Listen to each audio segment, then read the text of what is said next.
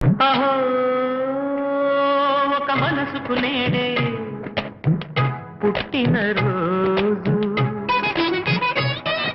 అహో తన పల్లవి పాడే చల్లని రోజు, ఇదే ఇదే కుహు స్వరాల కానుక, మరో వసంత గీతిక జనించు రోజు.